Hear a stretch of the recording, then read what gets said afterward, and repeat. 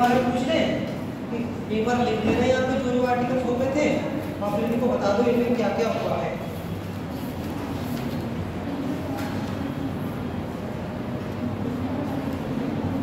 Article थे एक बार यहाँ पे लिख दे रहे हैं और फिर बता दो इनमें क्या क्या है। 245 हो गया है, 245 के बाद 246 हो गया है, 248 हो गया है, 201 हो गया, 304 हो गया, 360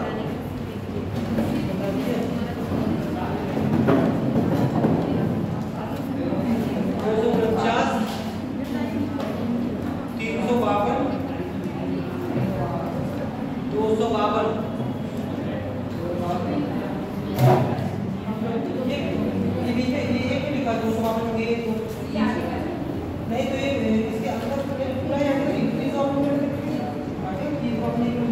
अब इनमें से एक करके बता दो इनमें क्या क्या है, एक एक करके बता दो। 245 बिना पक्ष में देके बता दो 245 में क्या कॉन्सेप्ट किए गए? 245 कौन सा? केंद्र राज्य के लिए कानून बनाने का 245 में है केंद्र राज्य के लिए कानून बनाना। 245 क्या लिखा गया? 245 किस क्षेत्र है?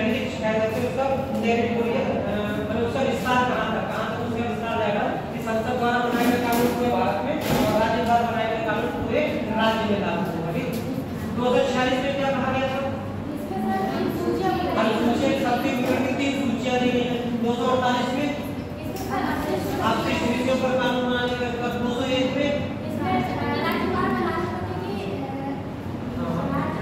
राज्य का विधेयक राष्ट्रपति के पास जाता है तो राष्ट्रपति की कौन सी शक्तियां होती है राज्यों के विधेयक के संबंध में ये बताया गया है। 304 में इंटर स्टेट ट्रेड, 360 में वित्तीय आपातकाल है और वित्तीय आपातकाल के दौरान जितने भी मनी बिल होंगे वो सब किसके लिए आरक्षित किए जाएंगे?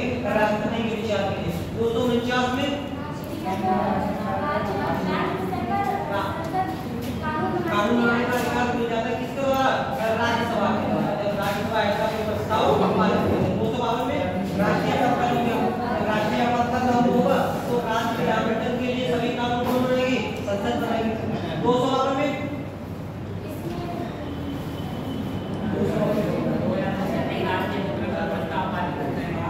दो या दो से अधिक राज्य कोई आपस में प्रस्ताव पारित करते कि हमारे लिए कानून बनाओ तो कानून कौन बनाएगा? संसद बनाएगी। इसमें कौन से आर्टिकल में है? 252 एक रह गया था इसके बारे में, कौन सा? 253 रह गया था, 253 रह गया था, बता दिया था सेक्टर। अंतरराष्ट्रीय संधि वगैरह अगर कोई अंतरराष्ट्रीय संधि की गई है, कोई अंतरराष्ट्रीय अगर संधि है तो उस अंतरराष्ट्रीय संधि को लागू कराने का काम करेगा केंद्र सरकार, चाहे भले वहां पर राज्य प्रभावित हो रहे हैं। तो संधि तो राज्य में लागू की जाएगी, तो अगर राज्य में लागू की जाएगी लेकिन कोई अंतरराष्ट्रीय संधि है तो ऐसी संधि कौन से आर्टिकल में अंतर्गत आती है? 253 के अंतर्गत। लेकिन इसी ध्यान रखिए अंतरराष्ट्रीय संधि के अंतर्गत भारत का कोई भी राज्य क्षेत्र इसको दूसरे देश को नहीं दे सकते हैं। ये मामला कौन से विवाद में सुप्रीम कोर्ट के द्वारा कहा गया था? बेरुबारी प्रकरण याद आ रहा है? कुछ बेरुबारी प्रकरण हुआ था, बेरुबारी प्रकरण याद आ रहा है? किसके साथ समझौता किया गया था बेरुबारी से? कौन सा पाकिस्तान? पूर्वी पाकिस्तान के साथ समझौता किया गया बेरुबारी। और बेरुबारी जगह कहाँ है? कहाँ थी? मतलब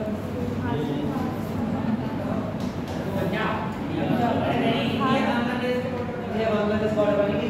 पूर्वी पाकिस्तान के साथ की गई थी पश्चिम बंगाल पहले जलपाईगुड़ी, वहां पर एक व्यक्ति बेरुबारी जिसको देने की बात की गई थी। तो 253 के तहत इसका कॉन्सेप्ट किया गया है अंतरराष्ट्रीय संधियों का। ये अंतरराष्ट्रीय संधि अगर किसी तरीके की जाती है तो 253 के तहत उसको राज्य में लागू कर सकते हैं, लेकिन भारत का कोई राज्य क्षेत्र किसी को नहीं दे सकते। क्लियर?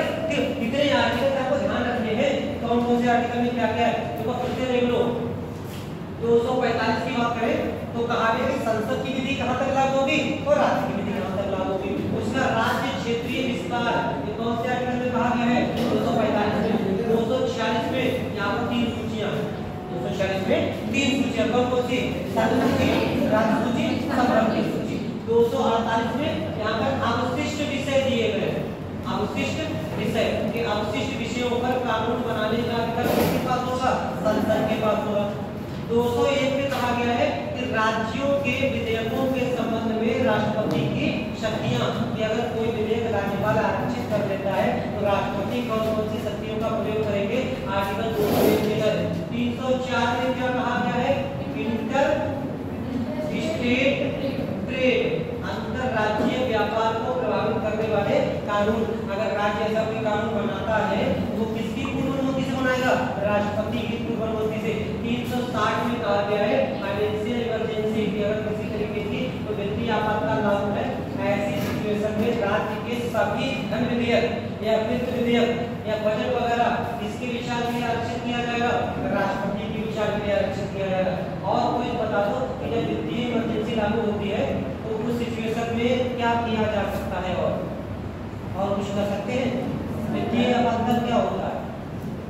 जब वित्तीय खतरे में पड़ जाता है, सरकारी खतरे यानी कि कह सकते हैं कि थोड़ी सी गरीबी आ जाए कह सकते हैं सामान्य शब्दों की थोड़ी ज्यादा गरीब हो जाए, मतलब एकदम अचानक से कर्जा वर्जा ज्यादा हो गया, ऐसी सिचुएशन को क्या वित्तीय आपातकाल कहते हैं। अंतरराष्ट्रीय स्तर पर हमारी क्रेडिट ही संकट पड़ जाए तब वित्तीय आपातकाल लगाते हैं। ये तो एक काम करें। और क्या करते हैं वित्तीय आपातकाल? क्या करें? वेतन भत्ते, जितने भी हमारे पदाधिकारी होते हैं सबके वेतन भत्तों में कटौती कर सकते हैं। सीधी बात है, खर्चों में कटौती करती है। अच्छा रोकना है तभी तो व्यवस्था ठीक ठाक होगी। ऐसे में क्या करेंगे? ऐसे में न्यायाधीशों वगैरह के वेतन में कटौती कर सकते हैं। बाकी कोई सिचुएशन नहीं होती है कि वेतन भत्तों में कटौती की जाए, केवल यही वाली सिचुएशन होती है। 249 में राज्य सूची के विषयों पर संसद के द्वारा कानून बनाया जाना, अगर राज्यसभा ऐसी उनको अथॉरिटी दे दे। 352 में अगर राष्ट्रीय आपातकाल लागू है तब संसद कानून बनाएगी और लागू रहेगा। 252 में अभी बताया 2 या 2 से अधिक राज्य अगर अनुरोध करें तो ऐसा कानून संसद बना सकते हैं उन राज्यों के लिए। अगर उन राज्यों के अलावा कोई तीसरा राज्य उसको लागू करना चाहे तो अपने राज्य की विधानमंडल में, विधानमंडल में ऐसा प्रस्ताव पारित करना। विधानसभा में एक सदन होता है, विधानमंडल की बात जब भी बात करें विधानमंडल की, तो विधानमंडल में ऐसा प्रस्ताव पारित करवा देता है वहां भी लागू हो जाएगा। और ऐसे कानून को संशोधन करना हो या खारिज करना हो तो संसद करेगी, राज्य नहीं कर सकते। ठीक है, ऐसे कानून राज्य लागू जरूर राज्य में रहते हैं लेकिन उसको खारिज करने, संशोधित करने का अधिकार किसके पास होता है? संसद के पास होता है। 253 में कहा गया अंतरराष्ट्रीय संधियों को कितने आर्टिकल यहाँ पे ध्यान रखते हैं। हो गया ये और बचे नोट कर लो तब और करवा देते हैं। याद करवा दो सब, यही को याद करवा दो कितने को निश्चित करो। ठीक, 253 लिख लो उसके आगे लिखो अनुच्छेद 253 और ध्यान से सुनो कि यही भी याद हो जाएगा। ठीक, 253 अगला पॉइंट इसका ले लो। किसी भी अंतरराष्ट्रीय संधि, हाँ 253 जो किसी भी अंतरराष्ट्रीय संधि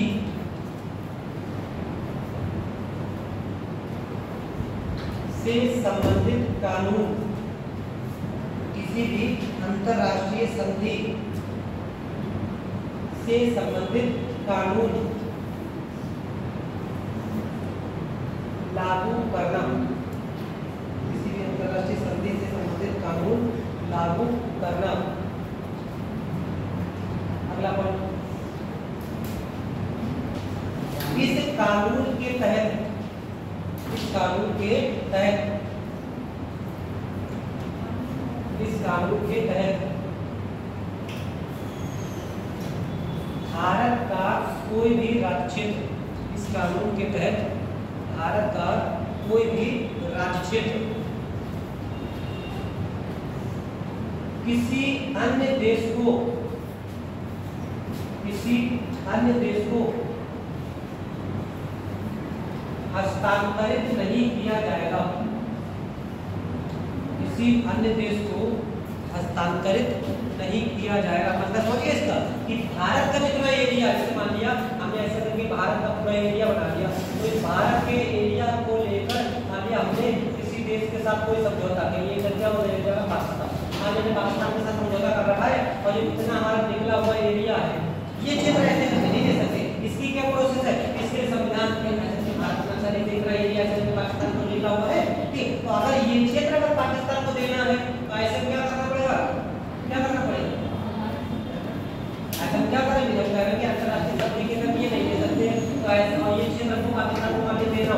सरकार तो नहीं ही देगी, ठीक है, देंगे तो नहीं मिला, लेकिन अगर देना हो तो ऐसी सिचुएशन में क्या किया जाएगा, कुछ व्यवस्था है कि नहीं है, संविधान संशोधन करेंगे, संविधान संशोधन के माध्यम से इस क्षेत्र को हम अपने संघराज्य क्षेत्र से निकाल देंगे, एक क्षेत्र बाद में उसको दे देंगे, पाकिस्तान को दे देंगे। ऐसा मामला किया गया था बेरोजगारी प्रकरण में। कौन सा संविधान संशोधन संबंधित है इससे, कौन से संविधान संशोधन अधिनियम के माध्यम से बेरोजगारी समझौते को लागू किया गया,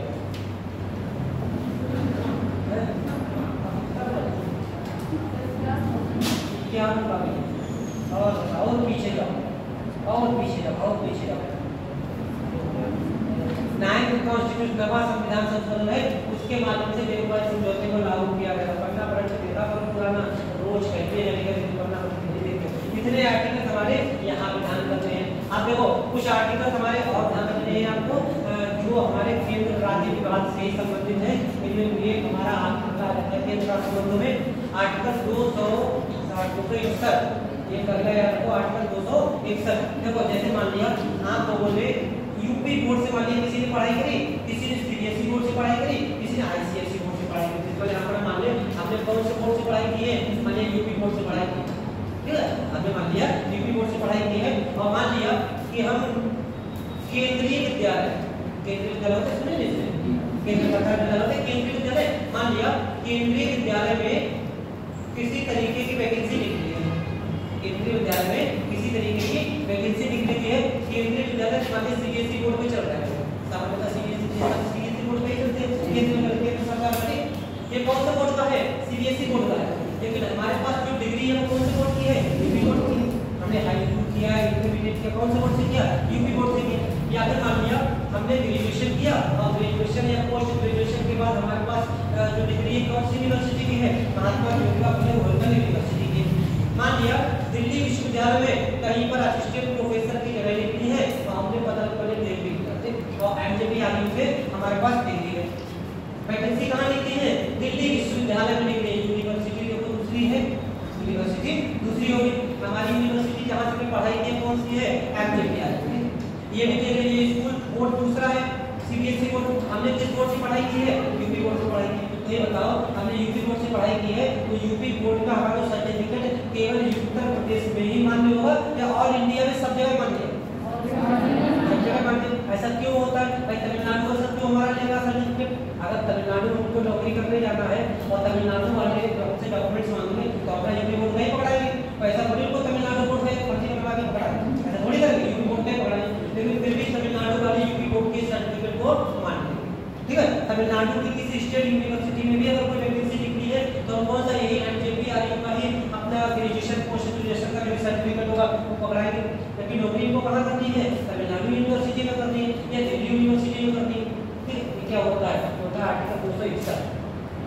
आर्टिकल 261 में कहा गया है कि चाहे केंद्र सरकार द्वारा, चाहे केंद्र सरकार द्वारा, चाहे किसी राज्य सरकार के द्वारा कोई भी लीगल डॉक्यूमेंट्स अगर जारी किया जाता है तो उसको पूरे भारत में मान्यता दी जाए, ठीक है।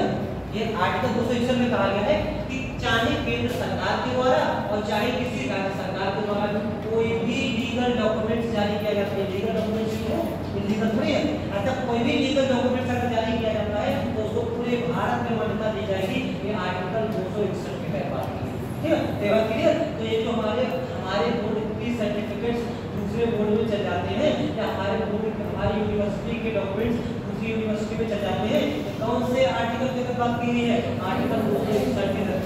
ऐसा मना नहीं कर सकता है कोई भी राज्य, ऐसा मना नहीं कर सकता। अगर ऐसा कोई राज्य मना कर रहा है तो क्या हो जाएगा, गैर कानूनी हो जाएगा, इलीगल हो जाएगा, ठीक। इस तरह दूसरी बात इसके अपोजिट आती है, जैसे मान लिया आप किसी दूसरे राज्य की वैकेंसी के लिए अप्लाई करते हैं तो कई बार ऐसा हो जाता है कि वो आपको वैकेंसी के लिए अप्लाई नहीं करते, ठीक है, वो रोक देते हैं। तो वो सिस्टम अलग है, लेकिन ये वाला सिस्टम अलग है। डॉक्यूमेंट्स के लिए मना नहीं कर सकते, डॉक्यूमेंट्स के लिए मना नहीं करते, पूरे भारत में आपका डॉक्यूमेंट्स लागू होगा। ये आर्टिकल 261 में ये बात कही थी। ये आर्टिकल ध्यान रखना, नोट कर लो इसके आगे आर्टिकल 261 एक पॉइंट, ठीक है। अनुच्छेद 261, अनुच्छेद 261, इस पे देखो पहला पॉइंट, केंद्र सरकार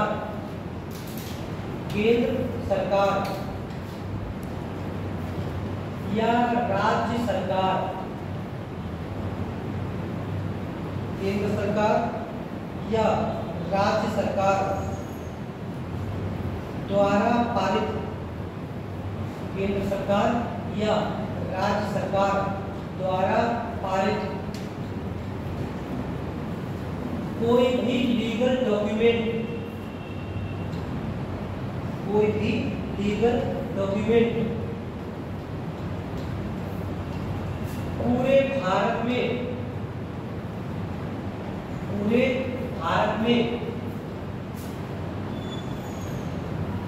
मान्य होगा,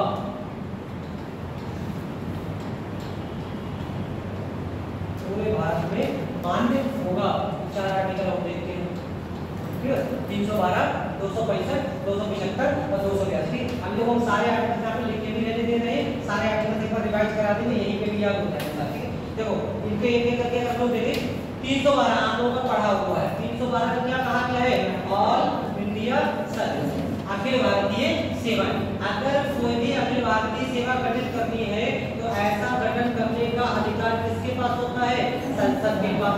लेकिन संसद को ऐसी अथॉरिटी कौन देता है? ऐसी अथॉरिटी दी जाएगी राज्यसभा के द्वारा, और राज्यसभा में ऐसा लाना होगा एक प्रस्ताव। अगर ऐसा प्रस्ताव राज्यसभा में प्रेजेंट एंड वोटिंग के 2/3 बहुमत से पारित हो जाए तो संसद क्या कर सकती है? एक नई अखिल भारतीय सेवा का गठन कर सकती है। तो 3 पॉइंट है आर्टिकल 312 में, 3 पॉइंट है और 3 ही पॉइंट याद रखना है, चौथा पॉइंट नहीं याद रखना है। पहला पॉइंट यहाँ से सीधा सा क्वेश्चन आएगा, अखिल भारतीय सेवाओं के सृजन का अधिकार किसके पास होता है? 99.99% पहले विकल्प में आपको राज्यसभा मिलेगा। ठीक है, कंफ्यूज करने के लिए। लेकिन ये क्या हो जाएगा? ये गलत हो जाएगा। अगर क्वेश्चन है अखिल भारतीय सेवाओं को सृजन करने का अधिकार किसके पास होता है? संसद के पास होता है। दूसरा पॉइंट ये आर्टिकल को आपको ध्यान रखना है, कौन सा आर्टिकल है? 312 है। तीसरा पॉइंट, ऐसा करने का अधिकार कौन देता है? राज्यसभा देती है, और राज्यसभा में ऐसा प्रस्ताव कितने बहुमत से पारित होना चाहिए? प्रेजेंट एंड वोटिंग के 2/3 बहुमत से। राज्यसभा में ऐसा ही प्रस्ताव और कोई विशेषाधिकार है राज्यसभा? 312 के लिए राज्यसभा का विशेषाधिकार ही राज्यसभा के पास 312 के अलावा और कोई विशेषाधिकार है 249। वहां पर भी इतना ही बहुमत चाहिए होता है, बस वहां पर ऑल इंडिया सर्विसेज की जगह पर है स्टेट डिस्ट्रिक्ट की किसी विषय पर संसद के द्वारा कार्य होना। ठीक, तो 4 पॉइंट आपको 3 इसमें ध्यान रखने हैं। पहला पॉइंट अखिल भारतीय सेवाओं का प्रावधान कौन से आर्टिकल में है? 312 में है। दूसरा पॉइंट, इनका सृजन कौन करता है? संसद करती है, लेकिन सृजन करने की अथॉरिटी कौन देता है? राज्यसभा। अगला पॉइंट, बहुमत कितना चाहिए होता है? प्रेजेंट एंड वोटिंग का 2/3।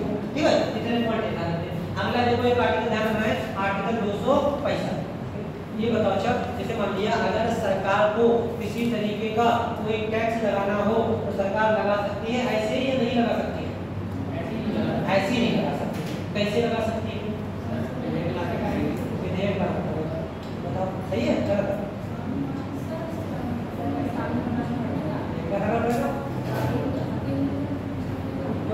केंद्र से नहीं, इससे केंद्र का ही मतलब है। मान लिया चलो केंद्र राज्य ला सकते हैं, केंद्र भी ला सकते हैं, मतलब टैक्स को कोई भी लगा सकता है। मान लिया केंद्र सरकार को कोई टैक्स लगाना है तो केंद्र सरकार को कोई टैक्स लगाना तो ऐसे ला सकते हैं या ऐसे नहीं ला सकते? ऐसे नहीं ला सकते हैं। दूसरा प्रश्न कॉन्सेप्ट है आर्टिकल 265 में कहा गया है विधि के प्राधिकार के बिना, विधि के प्राधिकार के बिना राज्य कोई भी कर नहीं लगा सकता। विधि के प्राधिकार के बिना राज्य कोई भी कर नहीं लगा सकता। विधि के प्राधिकार का मतलब होता सीधा था कि कानून ऐसा होना चाहिए, अगर कानून है तभी लगा सकते हैं, बिना कानून के सरकार कोई भी किसी प्रकार का कर नहीं लगा सकती, कोई प्रस्ताव वगैरह नहीं ला सकती। इसलिए कि बस सरकार ने प्रस्ताव लेके चली है या ऐसे आदेश निकाल दिया आज से ये वाला टैक्स नहीं है, ऐसे नहीं कर सकते। संसद में या राज्य विधानमंडल में बाकायदा एक कानून पारित करवाना पड़ेगा।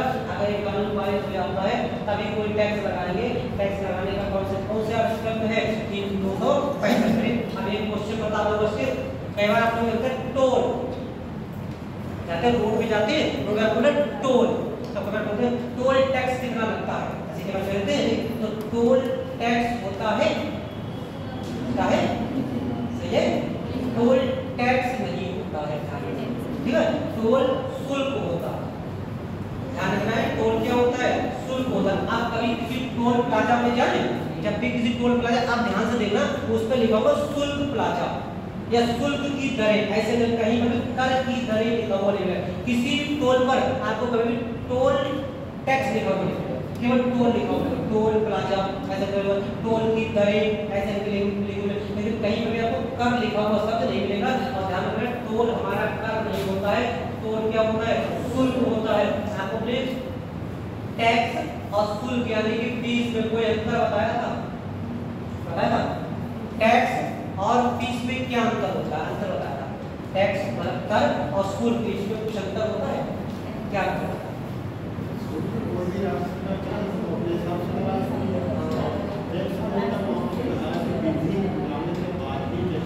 तो इसीलिए तो ये कर है ही, जो किसी ने कोई विधि नहीं है यानी इसीलिए कर है नहीं। तो और कोई अंतर बताओ, मतलब क्या हो? ये तो हमने यहाँ पे आके 200 पहले बता दिया कि विधि के प्राधिकार में आपको कर नहीं लगाया जाएगा, टोल के लिए कोई विधि नहीं लगाया जाएगा, इसमें टोल लगा कर नहीं, ये तो क्लियर हो गया। अंतर क्या होता है टोल में और शुल्क में? नहीं, टैक्स राज्य लगा सकते हैं, टैक्स राज्य भी लगा सकते हैं, टैक्स कौन सा नहीं, जैसे मान लीजिए उत्तर प्रदेश सरकार का पर्सनली अपना कोई टैक्स लाना चाहे ला सकते हैं, बहुत से टैक्स समाप्त करके जीएसटी लाएगा इतने लाएगा, और राज्य की कई रकम की में देगा। टैक्स अनिवार्य नहीं है, शुल्क अनिवार्य है, टैक्स अनिवार्य नहीं है, टैक्स अनिवार्य नहीं है, टैक्स ही तो अनिवार्य है, नहीं आते हैं तो टैक्स नहीं देते हैं। नहीं तो हम केवल एक टैक्स की बात करें, इनकम टैक्स, टैक्स हम सभी दे रहे हैं, ऐसा कौन है टैक्स नहीं देता है?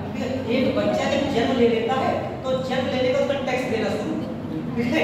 जितने भी प्रोडक्ट यूज करता है हर प्रोडक्ट पे कोई ना कोई टैक्स है, इनडायरेक्ट टैक्स है, डायरेक्ट टैक्स के दायरे में नहीं आते, ठीक है? तो टैक्स तो कई तरीके के लिए डायरेक्ट इनडायरेक्ट, हमें मार्कर यूज कर रहे हैं, मार्कर इसमें टैक्स दिया नहीं दिया, टैक्स दिया, तो हर चीज पर टैक्स है, बस इनकम टैक्स के दायरे में नहीं आते हैं। तो इनकम टैक्स ले लीजिए, आप देखो क्या अंतर होता है टैक्स और फीस में, क्या अंतर है हमने आपको बताया गया होगा आर्टिकल 25 से 28 से धार्मिक स्वतंत्रता का अधिकार था, वहां में बताया गया होगा कि आर्टिकल 27 में वहां में बताया गया होगा, ठीक है? फिर से देखो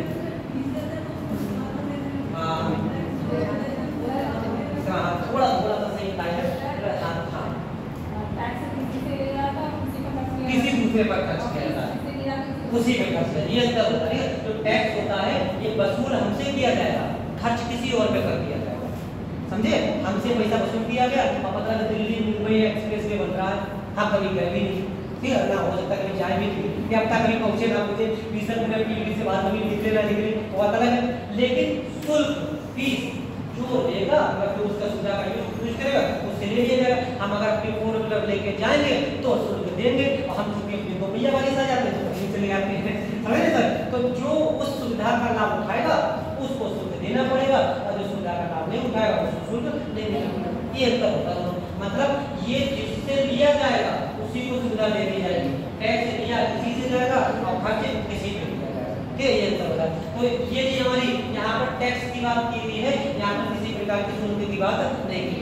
बिना कानून के किसी भी प्रकार का कोई टैक्स नहीं लगाया जाएगा, आर्टिकल ध्यान देना, आर्टिकल 275, ठीक। अब देखो आर्टिकल 2 और आ जाते हैं, आर्टिकल 265, 2 आर्टिकल और आ जाते हैं, 275 और 282। इनमें देखो क्या कहा गया है, इनमें ग्रांट की बात है, ग्रांट, ग्रांट का मतलब होता है अनुदान, ग्रांट का मतलब होता है अनुदान। जैसे अगर 275 की बात की जाए, इसको हम लोग कहते हैं विधिक अनुदान, स्टैट्यूटरी ग्रांट, ठीक। और 282 में कहा गया है डिस्क्रिशनरी यानी कि विवेकाधीन अनुदान, डिस्क्रिशनरी ग्रांट, ठीक। देखो ये क्या होते हैं, हम लोग देखते हैं कि केंद्र और राज्य दोनों ही टैक्स वसूल करते हैं, लेकिन कई बार ऐसा होता है राज्यों के पास संसाधन सीमित होते हैं, केंद्र के पास संसाधन ज्यादा होते हैं, तो पैसा किसके पास पहुंच जाएगा, केंद्र के पास ज्यादा पैसा पहुंच जाता है। इसके बाद इसी पैसे को केंद्र और राज्य आपस में डिसाइड कर देते हैं कि कितना पैसा केंद्र को मिलेगा, कितना पैसा राज्य को मिलेगा। कई बार केंद्र क्या करते हैं, केंद्र राज्यों को अनुदान देते हैं, ग्रांट देते हैं। तो कौन से आर्टिकल के तहत अनुदान दिया जाता है, आर्टिकल 275 के तहत। ये स्टैट्यूटरी है, मतलब ये देना ही देना है, और इसकी सिफारिश कर दिया जाता है, फाइनेंस कमीशन की सिफारिश कर दिया जाता है, ठीक है। वित्त आयोग जो होता है, वित्त आयोग सिफारिश करेगा कि राज्यों को इतने % ग्रांट देना चाहिए, कितना ग्रांट देना चाहिए, तो उतना ग्रांट केंद्र राज्यों को दे देगा। ये क्या होता है, 275 के तहत स्टैट्यूटरी ग्रांट होता है, और 282 के तहत डिस्क्रिशनरी ग्रांट होता है, मतलब अपने मन से, हमारा मन, चाहे ग्रांट दे रहे हैं या नहीं दे रहे हैं। ये डिस्क्रिशनरी ग्रांट जो होता है ये सेंटर स्टेट को दे सकता है, ठीक है। इसके अलावा स्टेट सेंटर को दे सकते हैं, राज्य भी चाहे तो सेंटर को दे सकता है, और सेंटर चाहे तो राज्य को दे सकते हैं। इसके अलावा स्टेट चाहे तो स्टेट को दे सकते हैं। ये डिस्क्रिशनरी है, मेरा मन, ठीक है, मेरा मन चाहे दे या ना दे, तो स्टेट इस बाध्यता नहीं होती है। केंद्र अगर चाहे तो अपने मन से किसी राज्य को कोई ना कोई अनुदान दे सकता है, और उसको लग रहा है कि ये राज्य थोड़ा सा पिछड़ा है, अनुदान दे देगा, ठीक है। और स्टेट को भी लग रहा है कि इस समय केंद्र सरकार को पैसे की जरूरत है, केंद्र सरकार को ग्रांट दे दी, और कोई राज्य अगर दूसरे राज्य को भी चाहे तो ऐसा ग्रांट दे सकता है। आर्टिकल 282 के तहत एक ऐसा ग्रांट होता है डिस्क्रिशनरी ग्रांट। क्लियर यहाँ तक की बातें, ठीक। अब इसको एक बार में सारे आर्टिकल पहले लिख लो, कौन सा लिखा हुआ है यहाँ से लिखना है, ये एक लाइन में लिखो, फिर आपको कोई याद करा दे सकते। देखो आर्टिकल 312, आर्टिकल 312 इसमें लिखो, यदि राज्यसभा चाहे, यदि राज्यसभा चाहे तो प्रेजेंट एंड वोटिंग के, यदि राज्यसभा चाहे तो प्रेजेंट एंड वोटिंग के, प्रेजेंट एंड वोटिंग के 2/3 बहुमत से, प्रेजेंट एंड वोटिंग के 2/3 बहुमत से कोई प्रस्ताव पारित करके, 2/3 बहुमत से कोई प्रस्ताव पारित करके संसद को अखिल भारतीय सेवाएं, संसद को अखिल भारतीय सेवाएं गठित करने का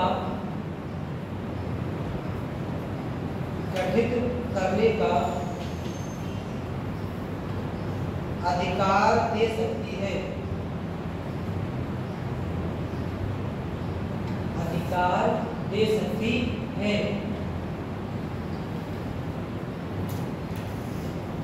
अगला पॉइंट 261 लिखा भी नहीं लिखा, 261 लिख लिया। हाँ, अगला तो 265, आर्टिकल 265,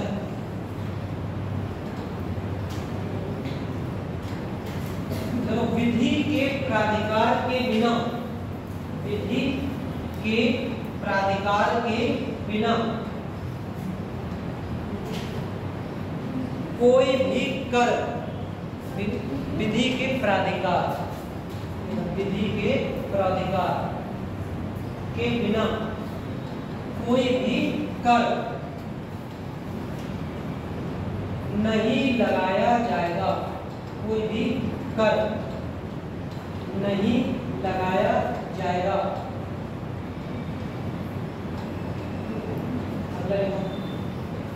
अनुच्छेद 275 में, अनुच्छेद 275 में, अनुच्छेद 275 में विधिक अनुदान, विधिक अनुदान, स्टैट्यूटरी ग्रांट, विधिक अनुदान या स्टैट्यूटरी ग्रांट का प्रावधान है, स्टैट्यूटरी ग्रांट का प्रावधान है।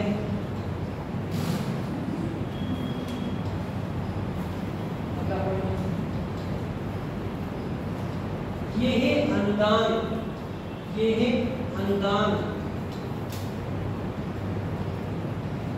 वित्त आयोग की सलाह पर, ये है अनुदान वित्त आयोग की सलाह पर अनुदान वित्त आयोग की सलाह पर दिया जाता है। ये अनुदान वित्त आयोग की सलाह पर दिया जाता है। अगला पॉइंट, अनुच्छेद 282 में, अनुच्छेद 282 में विवेकाधीन अनुदान डिस्क्रिशनरी ग्रांट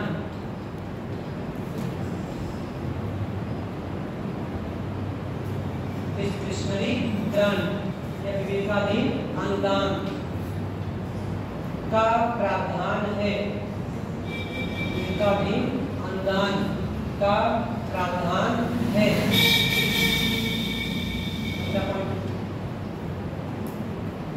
ऐसा अनुदान, अनुदान समझते हैं, मतलब सिर्फ जरूरत पड़ती पैसे को पैसे देना, उसको अनुदान कहते हैं। ऐसा अनुदान केंद्र राज्य को, केंद्र राज्य को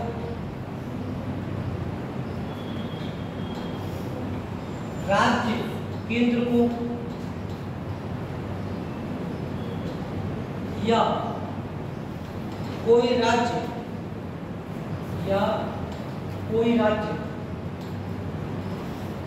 किसी अन्य राज्य को, या कोई राज्य किसी अन्य राज्य को दे सकता है, दे सकता है। मतलब चाहे केंद्र चाहे तो राज्य को हिसाब रखिए। विवेकाधीन है, विवेकाधीन मतलब समझे कि हमारा मन, हम चाहे तो देना चाहे, ना देना चाहे तो ना देना चाहे। तो केंद्र चाहे तो किसी राज्य को भी ऐसा अनुदान दे सकता है, स्टेट चाहे तो केंद्र को दे सकता है, और स्टेट चाहे तो किसी अन्य स्टेट को भी दे सकता है। स्पेशली अगर आपसे ग्रांट पे ही क्वेश्चन बन जाए, केवल अनुदान पे ही क्वेश्चन बन जाए, अब पूछा जाए में से कौन सा कथन सही है या कौन सा कथन असत्य है, तो उसका ऐसा क्वेश्चन आ जाए कि अनुच्छेद 280 के अंतर्गत वित्त आयोग की सिफारिश पर केंद्र सरकार राज्यों को अनुदान दे सकती है। दूसरा विकल्प दे देगा कि वित्त आयोग की सिफारिश पर जो अनुदान दिया जाता है वो आर्टिकल 275 के तहत दिया जाता है। तो दोनों स्टेटमेंट भी सही है, ठीक है। 280 में वित्त आयोग है, वो भी हमारा स्टेटमेंट सही है, और 275 में कहा गया है कि केंद्र जो भी राज्य को अनुदान देता है आर्टिकल 275 के तहत देता है, ठीक है। अगला पॉइंट आपसे आ जाएगा कि अनुच्छेद 282 के तहत राज्य केंद्र सरकार को अनुदान दे सकते हैं। सोचो अरे राज्य कैसे दे सकते हैं केंद्र सरकार को अनुदान, मतलब राज्य केंद्र को अनुदान देंगे तो गलत होगा, ऐसा गलत नहीं है, ठीक है। सही हो जाएगा आर्टिकल 282 के तहत केंद्र राज्य चाहे तो केंद्र को अनुदान दे सकते हैं, ठीक है। ये कौन सी व्यवस्था की गई है? आर्टिकल 282। आप देखो जितने हमारे आर्टिकल हो चुके, अब एक बार फिर से देख लो तो 245 में क्या कहा गया है? राज्य के या केंद्र के कानून का विस्तार, ठीक है। 246 में 3 प्रकार की सूचियां, 248 में अवशिष्ट विषय, 201 में राज्य के कानूनों पर राष्ट्रपति की शक्तियां, राज्य के विधेयक पर राष्ट्रपति की शक्तियां, कोई वीटो वगैरह वाले, ठीक है, अगर कोई रिजर्व है। 304 में इंटर स्टेट ट्रेड से संबंधित कोई भी कानून बिना राष्ट्रपति की सहमति के नहीं बनाया जाएगा। 360 में कहा गया जब भी वित्तीय आपदा लागू होगा उस दौरान कानून को जितने भी मनी बिल होंगे वो किसके लिए आरक्षित किए जाएंगे? राष्ट्रपति के विचार के लिए। 249 में राज्यसभा ऐसी अथॉरिटी दे सकती है संसद को और राज्य सूची के किसी विषय पर कानून बनाए। 352 में जब भी राष्ट्रीय आपातकाल लागू होगा तो राज्य के लिए कानून कौन बनाएगा? संसद बनाएगी। 252 में कहा गया है 2 या 2 से अधिक राज्य जब भी केंद्र से अनुरोध करेंगे तो उनके लिए कानून बनाया जाएगा। तो तीसरा राज्य अगर शामिल होना चाहे, तीसरा या चौथा जो भी होगा बच्चा को, अगर वो शामिल होना चाहेगा तो बाद में उसको ऐसा प्रस्ताव पारित करना पड़ेगा अपने विधानमंडल में। ऐसा कानून संसद के द्वारा संशोधित और खारिज किया जाएगा और राज्य के द्वारा नहीं, ठीक है। 253 में कहा गया अंतर्राष्ट्रीय संधियों के संबंधित प्रावधान, ठीक। याद हो गए इतने? हो गए? नहीं एक बार और देखो जाके याद हो जाएगा, एक बार बार-बार इतने को बार-बार देखो याद हो जाएगा, ज्यादा कठिन नहीं, आराम से याद हो जाएगा। इन्होंने कुछ तो आपके पढ़े हुए नहीं, देखो 249 में पढ़ा हुआ है, 312 में पढ़ा हुआ है, 360, 352 ये सब तो आपके पढ़े हुए नहीं, जो में 201 के भी जो पढ़ा हुआ है, 246 के भी पढ़ा हुआ है। कुछ आर्टिकल्स जो है जो आपको बार-बार देखने पड़ेंगे। इधर देखो 312 में क्या है? ऑल इंडिया सर्विसेज का प्रावधान है, कौन विसर्जित करता है? संसद सृजन करेगी। कौन अथॉरिटी देता है? राज्यसभा अथॉरिटी देगी। बहुमत कितना होता है? प्रेजेंट वोटिंग का 2/3। वर्तमान में कितनी और इंडियन सर्विसेज हैं? 3। तीनों का नाम ध्यान रखिए। पहली कौन सी? IAS, IPS, IAS. 3 याद रखिए। अगला 265 में कहा गया है कि विधि के प्राधिकार के बिना राज्य कोई भी कर किसी प्रकार का नहीं लगा सकता है। यही में 265 के बाद 266 और 267 ये भी देख लेते हैं। यहाँ पहले छोटा पढ़े हुए हैं, अब थोड़ा सा डिटेल में देख लेते हैं। ठीक, 265 में कहा गया कि विधि के प्राधिकार के बिना राज्य कोई भी कर नहीं लगाया जाएगा। मतलब कोई भी कर लगाया जाता है तो उसके लिए कानून लाना पड़ेगा। जीएसटी आया, जीएसटी के लिए कानून लाया गया था, संविधान संशोधन ही किया गया था क्योंकि वहां पर राज्य प्रभावित हो रहे थे। कौन सा संविधान संशोधन था जीएसटी से रिलेटेड? 104, 101 है। 104 किससे संबंधित है? ओबीसी वाले से संबंधित है? नहीं, ये ओबीसी से एनुअल ड्यू वाला है, एनुअल ड्यू है ओबीसी और 101 में जीएसटी वाला कॉन्सेप्ट। ठीक है, तो ये हो जाएगा 282 में। अगर देखा जाए 275 में इसमें क्या है? हमारे स्टेबिलिटी ग्रांट की बात की गई है, ये फाइनेंस कमीशन की सिफारिश पर किया जाएगा। और 282 में विवेकाधीन डिस्क्रिशनरी ग्रांट की बात की गई है, ये अपने मन से दिया जाएगा, चाहे स्टेट केंद्र को दे दे, चाहे केंद्र स्टेट को दे दे, चाहे स्टेट दूसरे स्टेट को दे दे। यहाँ तक की बात है क्लियर? ठीक है, आप बिना कॉपी देखे जो आर्टिकल पूछे एक बार बता दो। ठीक है, बिना कॉपी देखे बता दो कौन से अनुच्छेद के अनुसार विधि के प्राधिकार के बिना कोई कर नहीं लगाया जाएगा? 265 देख लेते हो ऐसे करके बता दो। एक बार देखो यही पे याद कर दो क्योंकि इकट्ठे जाना है। ठीक है, इकट्ठे जाना तो मेरे ख्याल से घर में हम लोग नहीं पढ़ोगे कि यही 1-2 बार देख लो, यही पे तैयार हो जाएंगे। उसके बाद घर पर जाके एक बार देख लेना, जाके तैयार हो जाएगा। अब बताओ कौन से अनुच्छेद के तहत अंतरराष्ट्रीय कानूनों का प्रावधान किया गया है? अभी देख के आया तो तुरंत आंसर आया सबका। ठीक, अगला क्वेश्चन बता दो कौन से अनुच्छेद में इंटर स्टेट ट्रेड का प्रावधान किया गया है? 304 आपको धीरे-धीरे आ रहा सही बताइए। मतलब पहले वाला देख के बताएगा हैं, पहले वाला देख के बता, आपको धीरे-धीरे आंसर आया। अगला बता दो कौन से अनुच्छेद के तहत अवशिष्ट विषयों पे कानून बनाने का अधिकार संसद के पास? 248। कौन से अनुच्छेद में 3 सूचियों का प्रावधान है? 246 में। कौन से अनुच्छेद के तहत 2 या 2 से अधिक राज्यों के अनुरोध पर संसद कानून बनाती है? 252 में बनाती है। अगर कौन से अनुच्छेद के तहत राज्यसभा संसद को राज्य सूची पर कानून बनाने की अथॉरिटी दे सकती है? 249। कौन से अनुच्छेद में अखिल भारतीय सेवाओं के गठन का प्रावधान है? 312 में। स्टेट यूटिलिटी ग्रांट कौन से आर्टिकल पे है? विधि जो अनुदान 75 में, 275 में। और डिस्क्रिशनरी ग्रांट 285 में। अब की बार जब पूछेंगे तो अभी आर्टिकल लिखोगे, अगली बार आर्टिकल नहीं लिखोगे। ठीक है, फिर ऐसे ही बताना। अभी देख कर कि हां इनमें से लगता है ये वाला है, ये वाला है तो सही हो जाता है। अब की आर्टिकल हटा देंगे तो घर से एक बार पढ़ के आना, सारे के सारे आर्टिकल इकट्ठे कर रहे हैं यहाँ पे, एक बार पढ़ के आना, ईमानदारी से याद हो जाएंगे आप। फिर आप देखो इसके आगे हम लोग देख लेते हैं 2 आर्टिकल यहीं पे और देख लेते हैं। देखो सेंटर स्टेट रिलेशन पे अगर आपसे क्वेश्चन बनेंगे तो या तो बहुत जबरदस्त कॉन्सेप्ट बनेगा और या फिर डायरेक्ट आपसे आर्टिकल पूछ लिया जाएगा। ठीक है, मतलब बीच का क्वेश्चन नहीं बनेगा, या तो इसका कॉन्सेप्ट बहुत जबरदस्त वाला बनेगा यूपीएससी लेवल का अगर देने जाओ और पीसीएस में सामान्यतः आपसे आर्टिकल ही पूछ लिए जाएंगे। और 249, 312, 201 के एकदम फेमस टॉपिक है, कई बार पूछेगा। ठीक, अगला दे दो ये भी। हम 2 और देख लेते हैं आर्टिकल हमारे। अगले कौन से हैं? 266 और 267। ये दोनों आर्टिकल साथ में पढ़े हुए हैं, बस ये दोनों बता दो 266 और 267 में क्या है? 266 में क्या है? संचित निधि, भारत के और राज्य की दोनों की संचित निधि किसी में ही है। ठीक है, चाहे राज्य की हो चाहे भारत की हो, दोनों की संचित निधि कौन से आर्टिकल में है? 266 में। और पूछा है 266 में लोक लेखा निधि, इसी हमारी कौन सी निधि है? दूसरी, इसको कहते हैं लोक लेखा निधि। ठीक है, ये भी हमारी इसी में आ जाएगा। ठीक है, लोक लेखा निधि। और तीसरा हमारा दूसरा आर्टिकल कौन सा है? 267। 267 में कौन सी है? आकस्मिकता निधि, आकस्मिकता निधि। ये हमारी हो जाएगी 267। इसका एग्जांपल बता दे सकते हो कौन सा पैसा संचित निधि में रखा जाता है, कौन सा पैसा लोक निधि में और कौन सा आकस्मिकता निधि में, बता सकते हो? बताओ।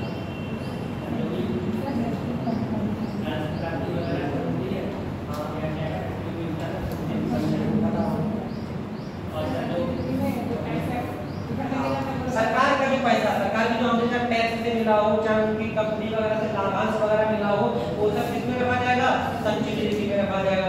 सरकार के पास जो लोगों का पैसा, लोक लेखा, लोग मतलब पब्लिक, लोगों का जो पैसा जमा है उसको जिस अकाउंट में रखा जाएगा उसको क्या कहते हैं, लोक लेखा निधि।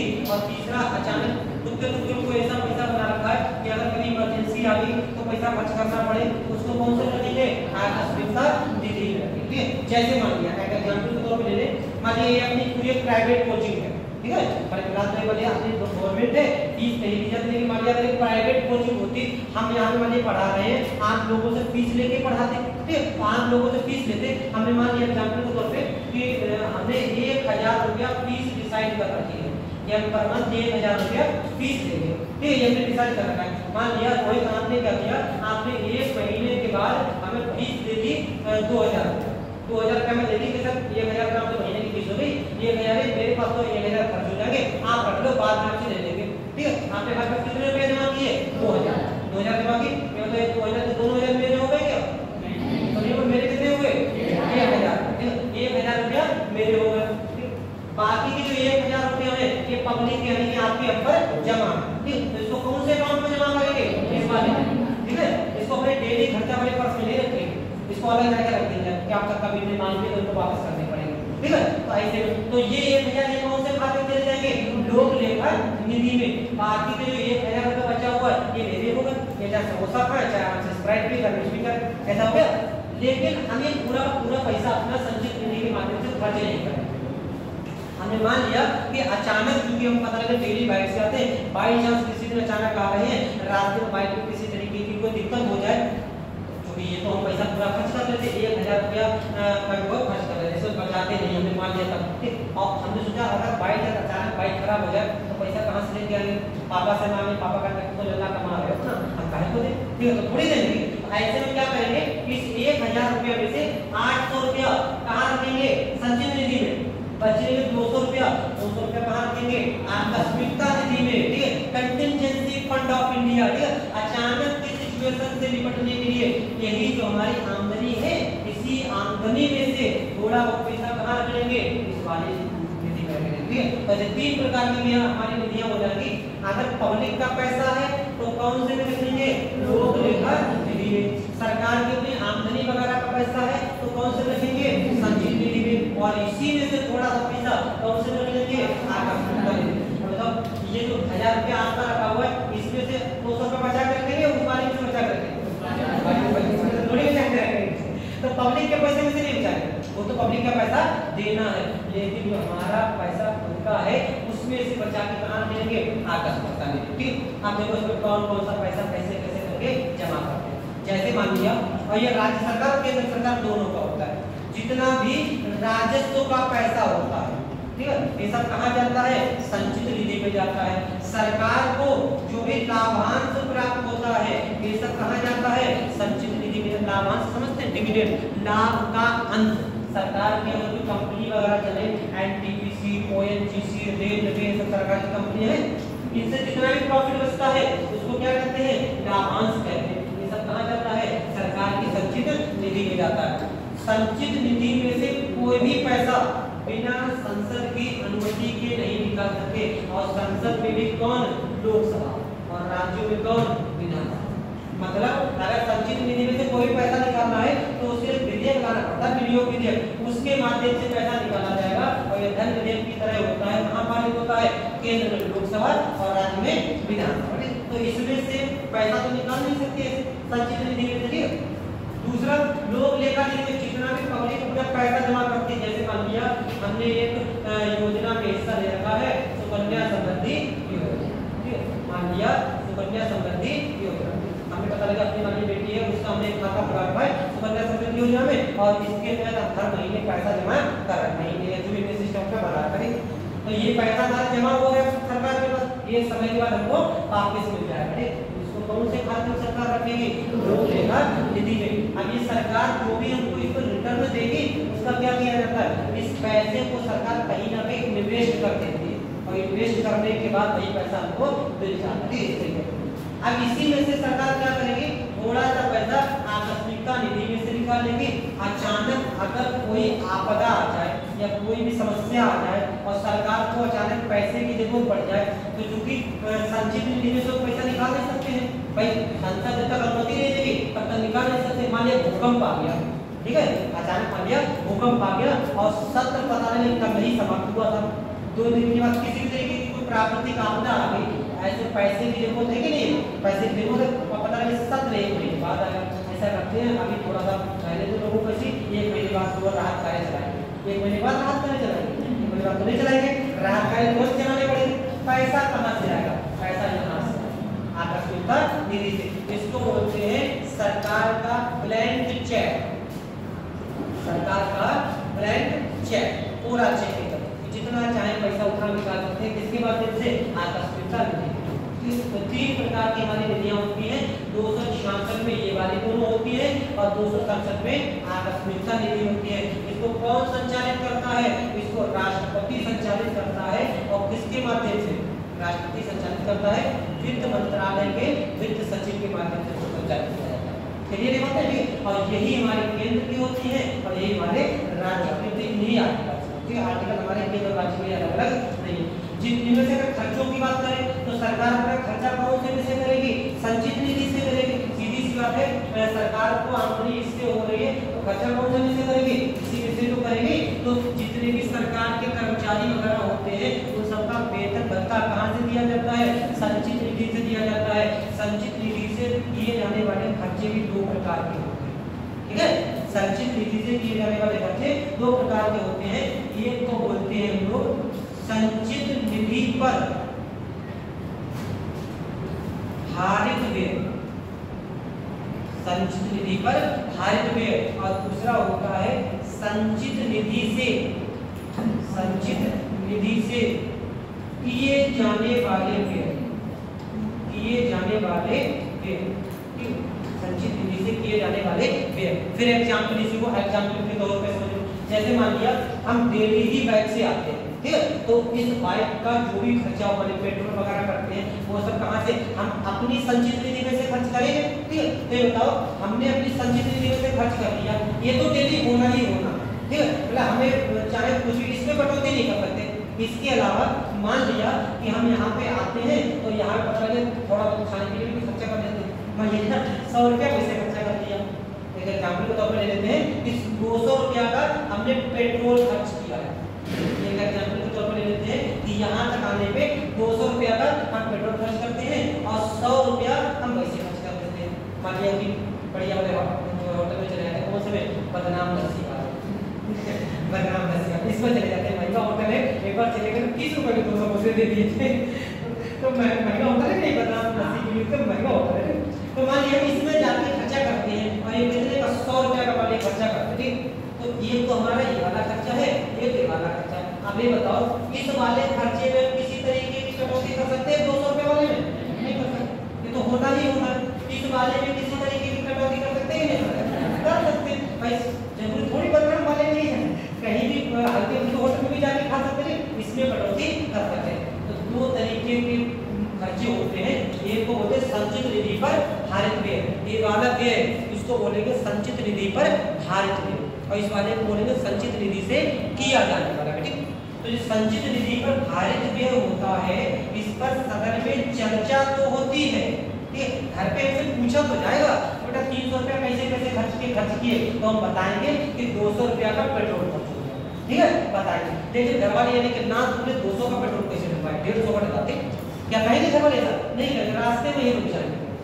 तो ये क्या है, इस पर संसद में सदन में चर्चा तो की जाएगी, लेकिन ऐसे व्यय पर सदन में वोटिंग नहीं की जाएगी, ठीक है, ध्यान रखना, यानी कि इस पे सदन में चर्चा की जाएगी लेकिन सदन में किसी प्रकार की वोटिंग नहीं की जाएगी। यानी कि घर वाले हमसे पूछ तो लेंगे बेटा बताओ कहाँ का खर्चा हुआ, तो हम कह देंगे कि पापा 200 रुपये का पेट्रोल डलवाया था और 100 रुपया का वो बदनाम लस्सी पे जाके समोसे खा लिए थे और साथ में स्प्राइट पी ली थी, तो 100 रुपया खर्चा हो गया।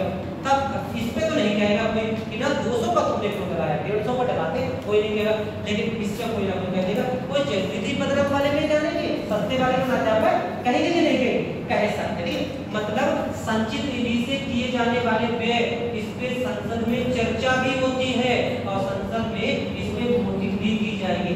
अगर अगर घर पे वोटिंग हो गई कि ना बेटा आज गैस हो गए, कल से बदनाम वाले पे जाओ, और कल से बदनाम वाले पे गए तो समझ लियो घर में तुम्हें बदनाम हम कर देंगे, ठीक है।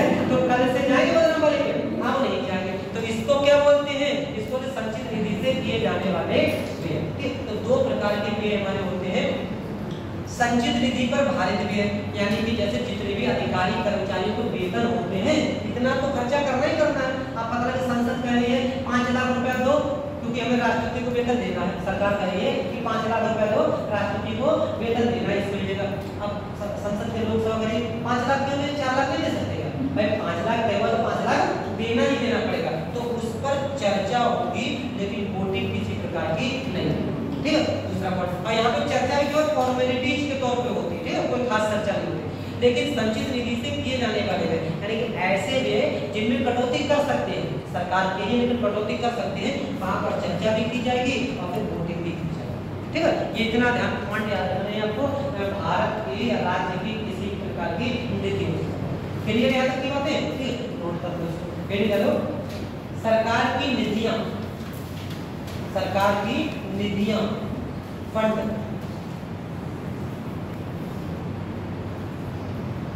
सरकार की निधियां या फंड। नंबर 1,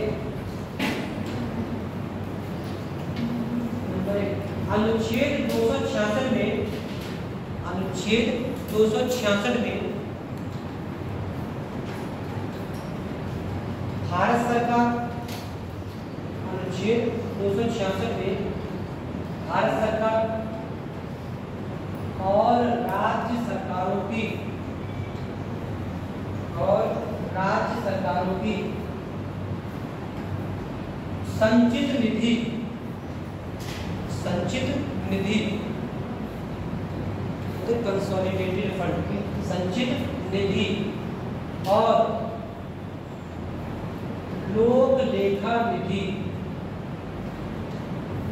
संचित निधि मतलब कंसोलिडेटेड फंड, कंसोलिडेटेड फंड, और इसको कहते हैं पब्लिक अकाउंट फंड। 266 भारत सरकार और राज्य सरकार की संचित निधि एवं लोक लेखा निधि, लोक लेखा निधि का प्रावधान है, का प्रावधान है। जबकि 267 में, जबकि 267 में आकस्मिकता निधि, आकस्मिकता निधि का मतलब कंटिंजेंसी फंड, कंटिंजेंसी फंड, 267 में आकस्मिकता निधि यानी कि कंटिंजेंसी फंड का प्रावधान है, का प्रावधान है। अगला पॉइंट, सरकार के, सरकार को, सरकार को राजस्व यानी कि टैक्स, सरकार को राजस्व एवं लाभांश, सरकार को राजस्व एवं लाभांश। अच्छा यहीं पे रुक जाओ, एक क्वेश्चन बता दो। जैसे मान लिया भारत सरकार ने, भारत सरकार नेपाल को मुझे कर्जा दे रखा है, हम कर्ज देते भी हैं, कर्ज देते भी। भारत सरकार ने नेपाल को कर्ज दे रखा है और नेपाल से हमको, भारत सरकार को ब्याज मिलेगा। कर्जा देंगे तो ब्याज मिलेगा, ठीक। तो भारत सरकार ने नेपाल को कर्जा दे रखा है और बदले में ब्याज मिला है। ऐसा ब्याज का जो भी पैसा आएगा सरकार कौन सी निधि में जमा करेगी? संचित। किसका पैसा होगा? सरकार का पैसा होगा, वापस थोड़ी करना, सरकार की आमदनी होगी। तो ऐसा मतलब जो कॉन्सेप्ट ये है कि सरकार की जितनी भी आमदनी होगी कहीं से किसी तरीके की, वो सब किसमें करेगी? संचित निधि में जमा करेगी। और सरकार का जितना भी खर्चा होता है, ठीक है, वो भी कहां से करेगी? वो भी संचित निधि में से किया जाएगा। सरकार ने कहीं पर अगर मान लीजिए ब्याज ले रखा है, सरकार लोन ले रखा है, किसी सरकार ने किसी दूसरे जैसे लोन ले रखा है, तो लोन लेगा तो ब्याज देना पड़ेगा, क्यों ब्याज देना पड़ेगा? तो ब्याज देना पड़ेगा, कौन सी निधि में से दिया जाएगा? संचित निधि में। आप उस पे भी ये बताओ संचित निधि का भारत व्यय है ये या संचित निधि से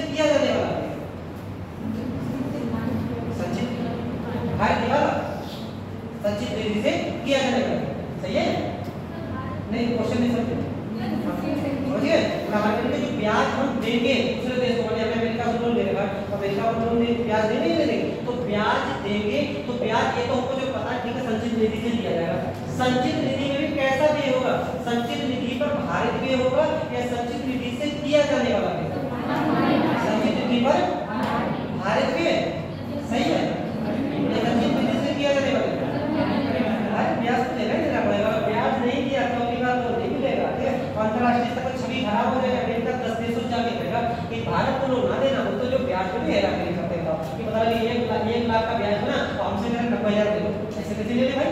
ठीक है, तो ये तो देना ही देना पड़ेगा। इसको क्या बोलते हैं, संचित निधि पर भारित।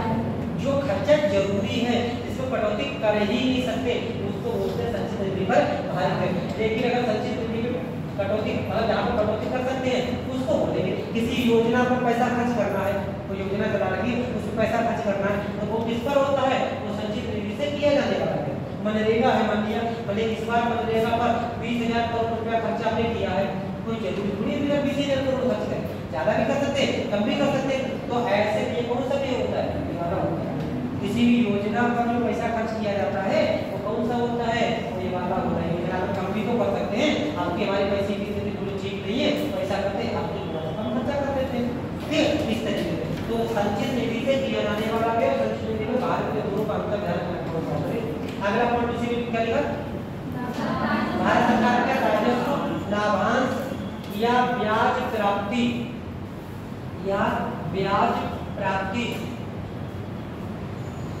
इत्यादि को या ब्याज प्राप्ति इत्यादि को संचित निधि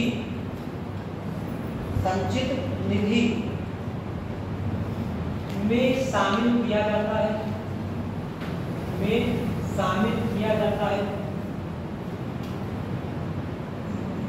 जबकि सरकार के पास संचित निधि में शामिल किया जाता है, जबकि सरकार के पास जमा ऐसा धन, सरकार के पास जमा ऐसा धन जिसे एक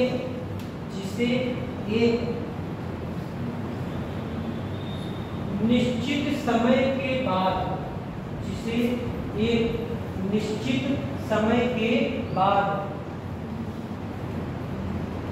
वापस करना है, जिसे एक निश्चित समय के बाद वापस करना है,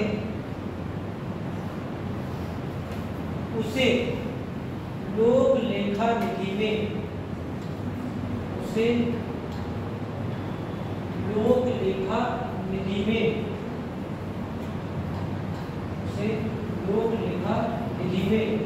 जमा किया जाता है, लोक लेखा निधि में जमा किया जाता है। ठीक है, अगला पॉइंट,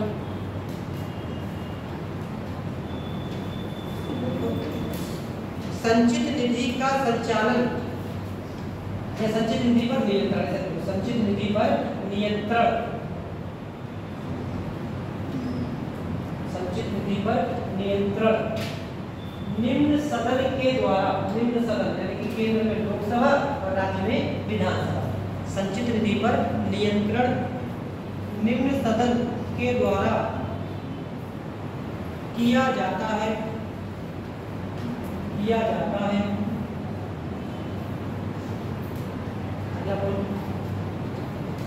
संचित निधि में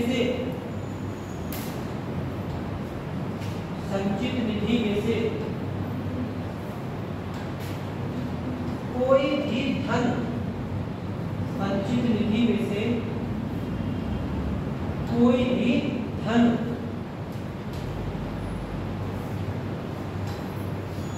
लोकसभा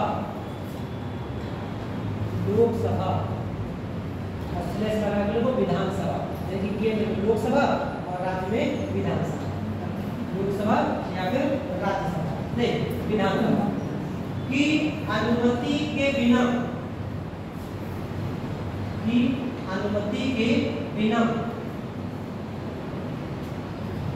नहीं निकाला जा सकता, अनुमति अनुमति के बिना नहीं निकाला जा सकता। अगला पॉइंट, निकाला जा सकता। ठीक है, अचानक किसी आपदा से निपटने के लिए, अचानक किसी आपदा से निपटने के लिए सरकार के द्वारा, अचानक किसी आपदा से निपटने के लिए सरकार के द्वारा आकस्मिकता निधि, सरकार के द्वारा आकस्मिकता, आकस्मिकता निधि, कंटिंजेंसी फंड, आकस्मिकता निधि या कंटिंजेंसी फंड का गठन किया जाता है, का गठन किया जाता है।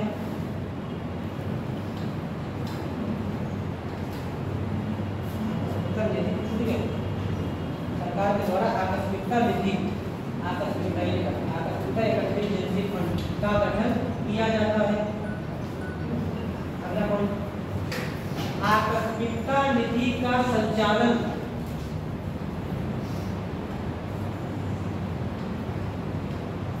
आकस्मिकता निधि का संचालन राष्ट्रपति के माध्यम से, आकस्मिकता निधि का संचालन राष्ट्रपति के माध्यम से वित्त सचिव करते हैं, वित्त सचिव करते हैं। राष्ट्रपति के माध्यम से संचालन, राष्ट्रपति के माध्यम से वित्त सचिव करते हैं। अगला पॉइंट, इसे भारत, इसे सरकार का, इसे सरकार का, इसे सरकार का कंटिंजेंसी फंड की बात कर रहे हैं, इसे सरकार का ब्लैंक चेक, ये लिखा ब्लैंक, ब्लैंक मतलब ब्लैंक, ब्लैंक इसका एकदम पूरा कागज है, ब्लैंक चेक, ऐसे BLANK, सही ब्लैंक किस ये है ब्लैंक, ब्लैंक, ब्लैंक चेक कहा जाता है, इसे सरकार का ब्लैंक चेक कहा जाता है। ठीक है, ये हमारी इसी तरीके की निधियां हो जाती है भारत सरकार के या राज्य सरकार के जो काम करती है। 2 पॉइंट वाले संचित निधि से, संचित निधि से होने वाले व्ययों को, संचित निधि से होने वाले व्यय को, संचित निधि से होने वाले व्यय को 2 हिस्सों में बांटा जाता है, संचित निधि से होने वाले व्यय को 2 हिस्सों में बांटा जाता है, 2 हिस्सों में बांटा जाता है। नंबर 1, संचित निधि पर भारित व्यय, संचित निधि पर भारित व्यय,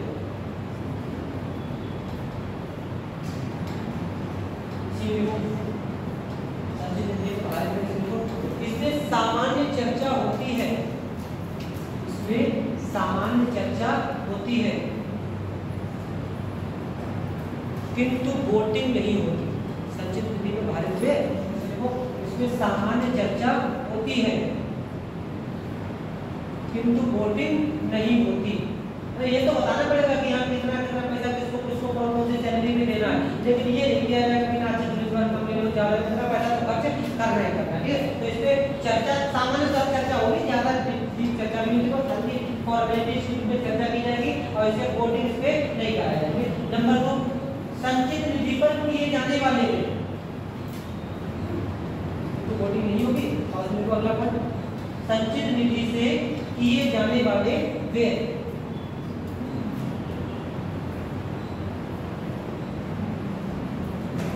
संचित निधि से किए जाने वाले व्यय, इसमें ऐसे व्ययों पर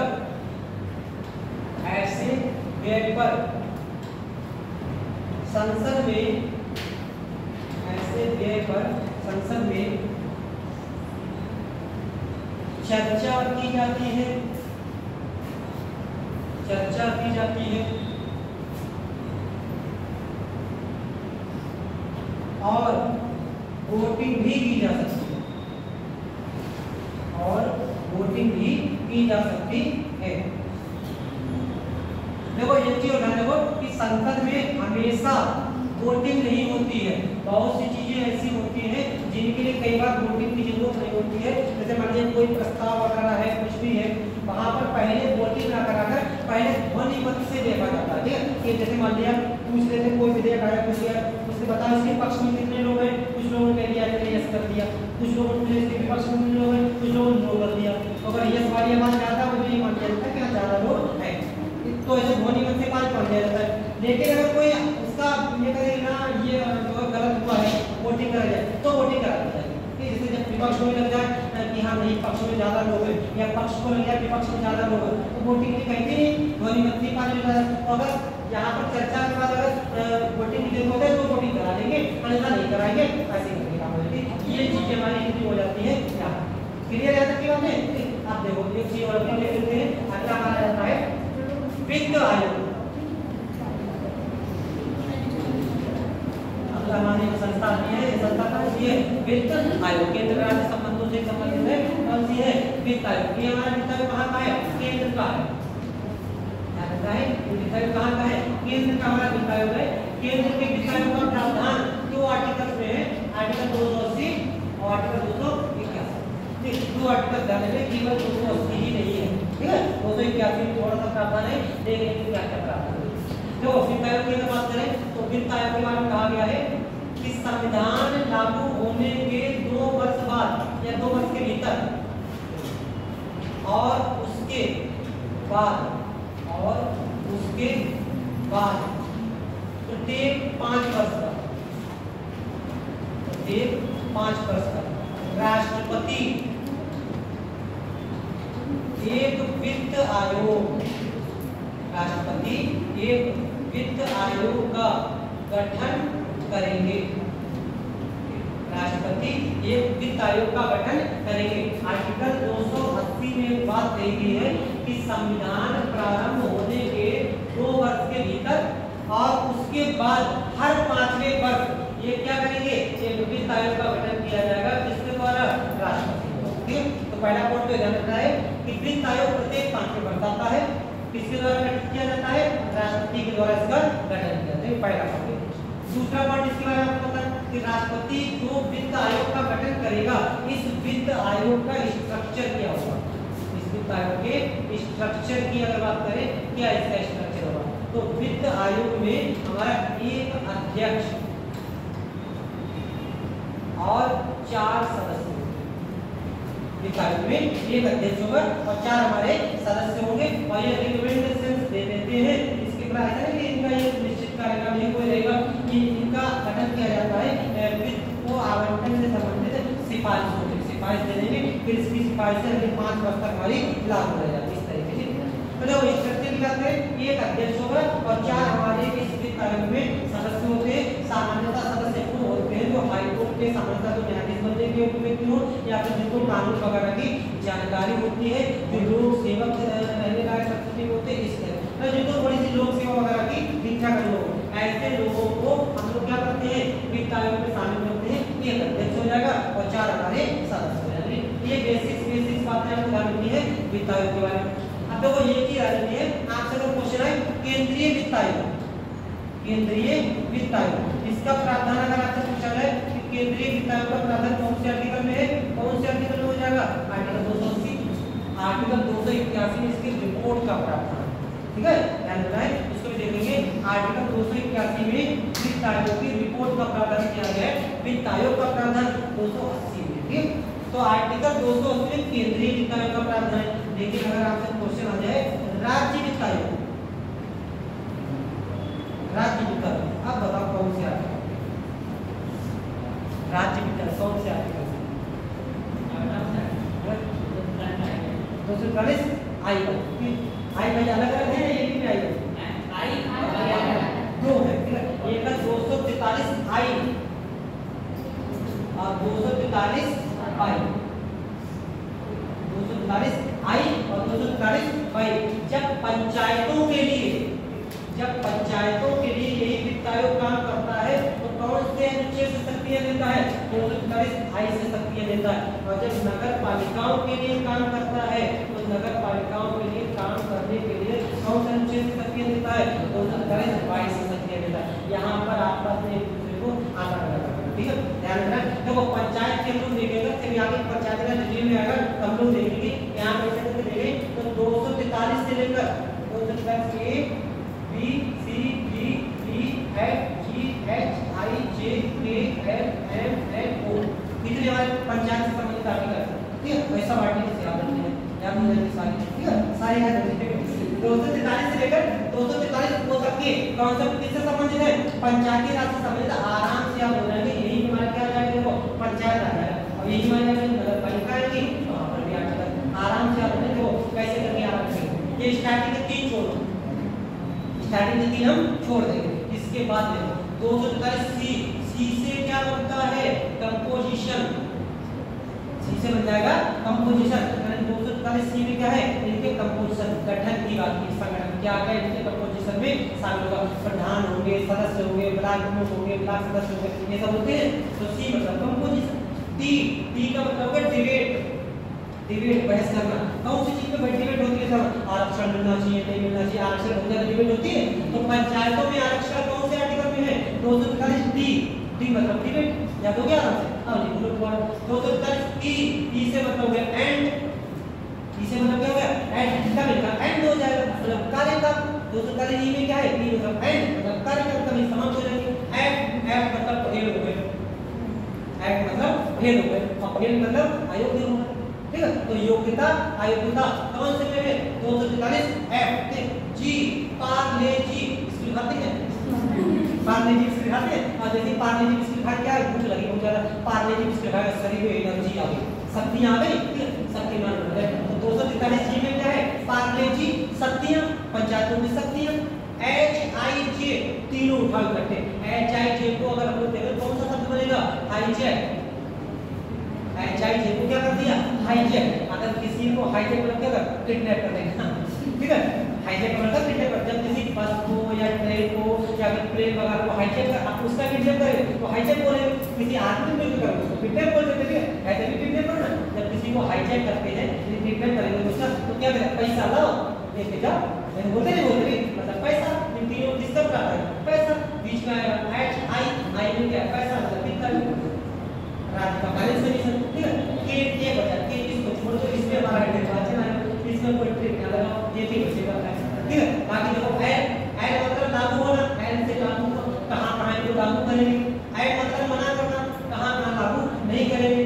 एड मतलब न्यू, न्यू मतलब नई नई पंचायतों का पुरानी पंचायतों से क्या कनेक्शन होगा वो मतलब अदर खाली याद होगा। ऐसा तो क्या होता है? ग्रेड होता है, ग्रेड होता है।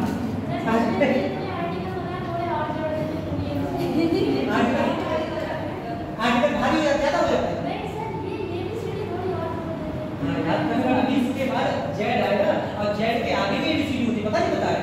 जेड के आगे भी Z A, Z B, Z C में ये आ गया। अभी नगर पालिकाओं में है, नगर पालिका, लेकिन याद ऐसी तो हो जाएगी। याद आपको आराम से करा देंगे, याद करने में टेंशन नहीं, लेकिन अगर याद करना चाहोगे तो याद हो जाएगा, ठीक है। अगर याद ही नहीं करना चाहोगे तो याद नहीं होगा, ठीक है। लेकिन याद करना तो आराम से हो जाएगा। तो कोई ये नहीं होता है मेरे बैठे तो नहीं लगे कटे आराम से आप वैसे तो भारी बहुत भारी है।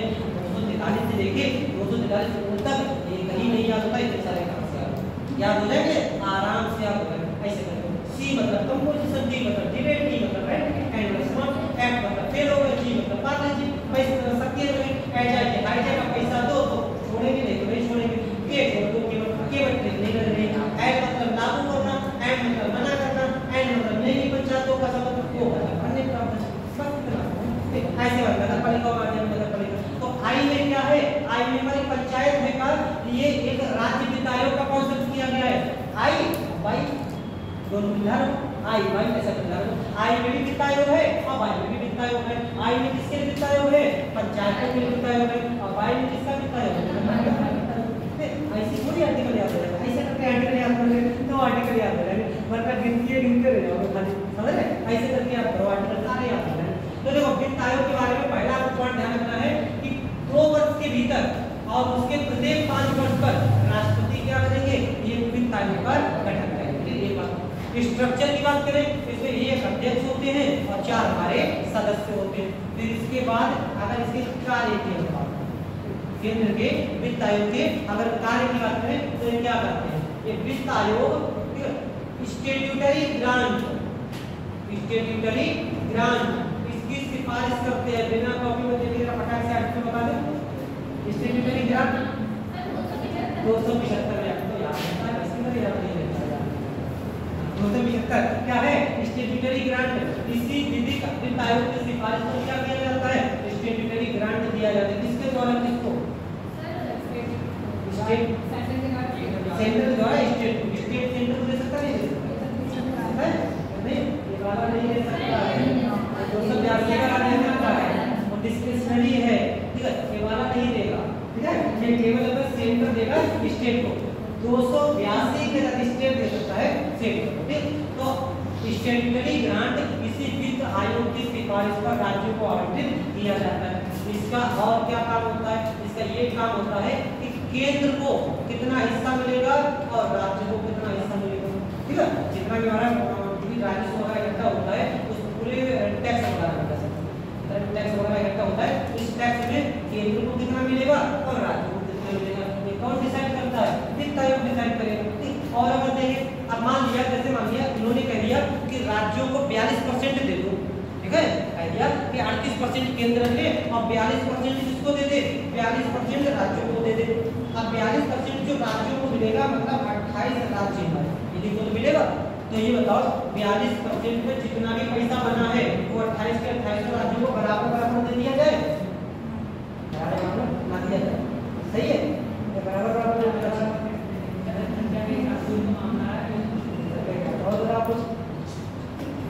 42% जैसे हमने मान लिया कि 42% में हमने 42,000 रुपया बना दिया। एक एग्जांपल के तौर पे ले लेते हैं, मान लिया कि 1 लाख रुपए इकट्ठा हुआ टैक्स में, उसमें 42% राज्यों के 42,000 रुपया राज्यों को मिल गया, तो इसको 28 से डिवाइड कर दे या ये गलत हो जाएगा? गलत हो जाएगा, क्योंकि हर राज्य को एक जैसी सिचुएशन थोड़ी है, कोई राज्य बहुत गरीब है बेचारा, कोई राज्य बहुत अमीर है, ठीक है। तो समानता यहाँ पर लागू नहीं करेंगे। कौन सा कॉन्सेप्ट? समता, इक्वलिटी नहीं, इक्विटी लागू करेंगे। बताया दो कॉन्सेप्ट बताए थे, एक कौन सा? इक्वलिटी और दूसरा कौन सा? इक्विटी, यानी कि इसको बोलते हैं समानता और इसको क्या बोलते हैं? समता। तो ये कॉन्सेप्ट कौन से पे काम करते हैं? इक्विटी पे काम करते हैं। दोनों कॉन्सेप्ट समझ में आ ध्यान है कि नहीं? ध्यान है। इक्वलिटी क्या होती है, इक्विटी क्या होती है, समानता समता क्या होती है? समता जो होती है सिर्फ परिस्थितियों के हिसाब से होती है, समता परिस्थितियों के हिसाब से, हाँ। समानता का बिल्कुल बराबर, ठीक है, यानी कि सबको अगर एक समान तरीके से ट्रीट किया जाए, चाहे उनकी परिस्थितियां कैसी हो, हमें मतलब नहीं, उसको क्या बोलेंगे? उसको इक्वलिटी बोलेंगे। और जिसको ज्यादा जरूरत उसको ज्यादा और जिसको कम जरूरत उसको कम, सबके लिए बराबर, सबकी व्यवस्था ठीक ठाक हो जाए, उसको क्या बोलेंगे? तो इक्विटी बोलेंगे। तो ये जो 42% हिस्सा बांटा जाएगा, इसको किस तरीके से बांटा जाएगा? इक्विटी के सिद्धांत में बांटा जाएगा। जिस राज्य को ज्यादा पैसे की जरूरत है उसको ज्यादा ग्रांट दी जाएगी और जिसको कम की जरूरत है उसको कम दिया जाएगा। तो किस राज्य को कितना मिलेगा, ठीक है, किस राज्य को कितना मिलेगा, यानी कि राज्यों में विभाजन, ये भी किसकी सिफारिश के आधार पर किया जाता है? वित्त आयोग।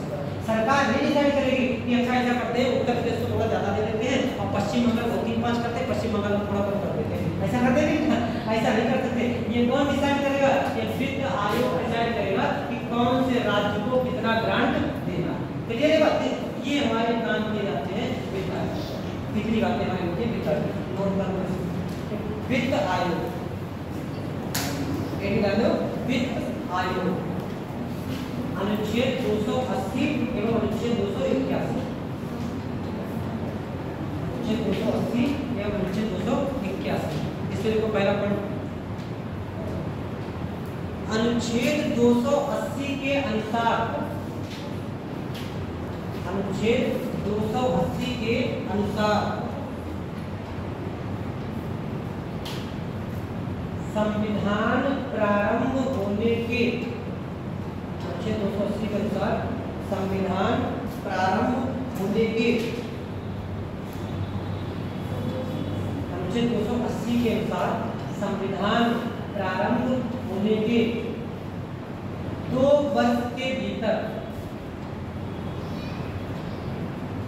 2 वर्ष के भीतर और उसके बाद, और उसके बाद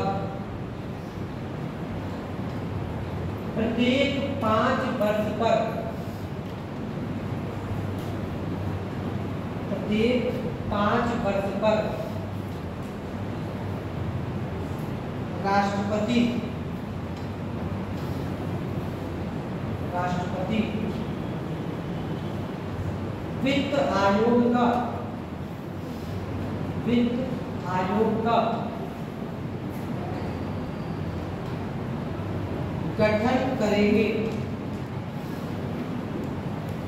वित्त आयोग का गठन करेंगे। अगला पॉइंट, वित्त आयोग में, वित्त आयोग में एक अध्यक्ष, वित्त आयोग में एक अध्यक्ष और 4 सदस्य होते हैं,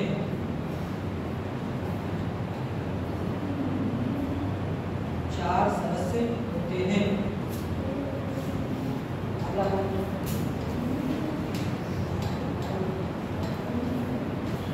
वित्त आयोग का अध्यक्ष, वित्त आयोग का अध्यक्ष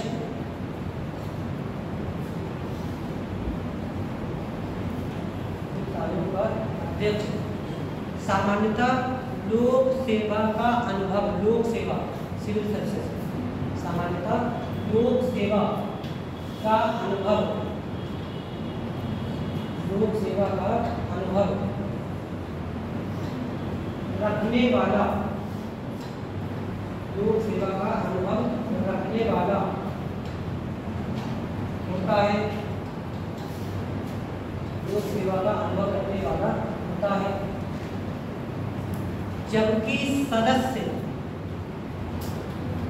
जबकि सदस्य सामान्यतः हाई कोर्ट के, जबकि सदस्य सामान्यतः हाई कोर्ट के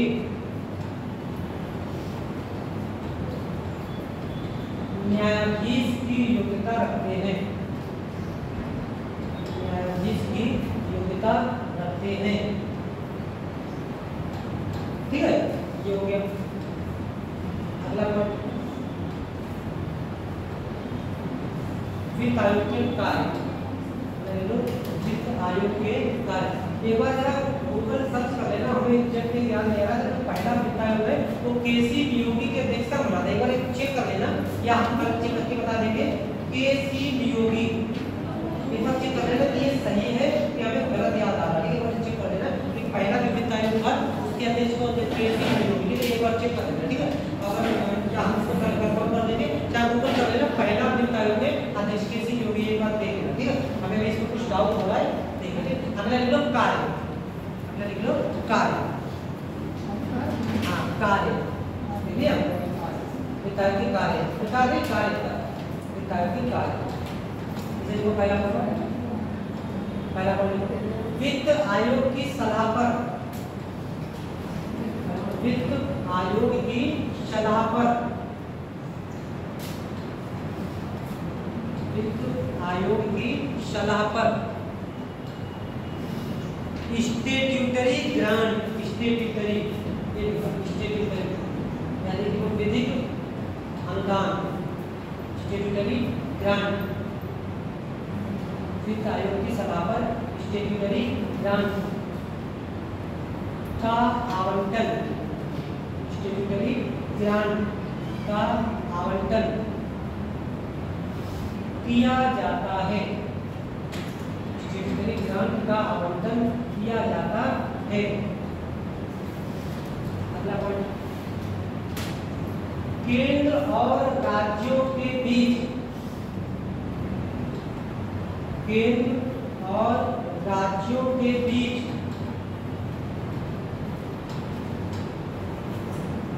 राजस्व का बंटवारा, केंद्र और राज्यों के बीच राजस्व का बंटवारा वित्त आयोग की सिफारिश पर, वित्त आयोग की सिफारिश पर किया जाता है, वित्त आयोग की सिफारिश पर किया जाता है।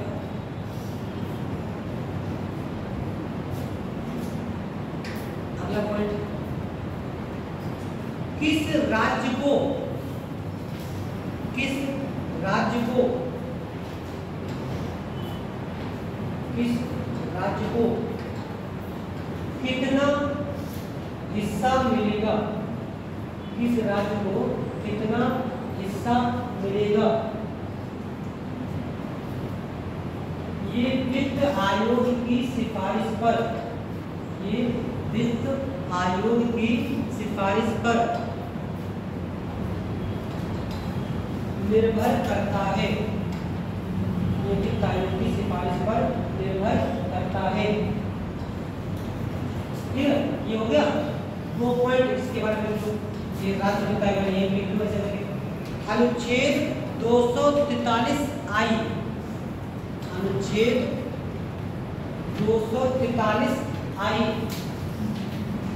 में, अनुच्छेद, हाँ अगला पढ़ेगा, अनुच्छेद 243 आई ऐसे करके ब्रेक लिखेंगे। अनुच्छेद 243 आई में पंचायतों के लिए, पंचायतों के लिए, जबकि 243 बाई में,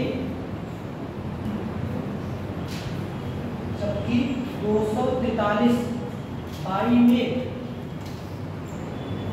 नगर पालिकाओं के लिए, नगर पालिकाओं के लिए राज्य वित्त आयोग, नगर पालिकाओं के लिए राज्य वित्त आयोग का प्रावधान है, राज्य वित्त आयोग का प्रावधान है।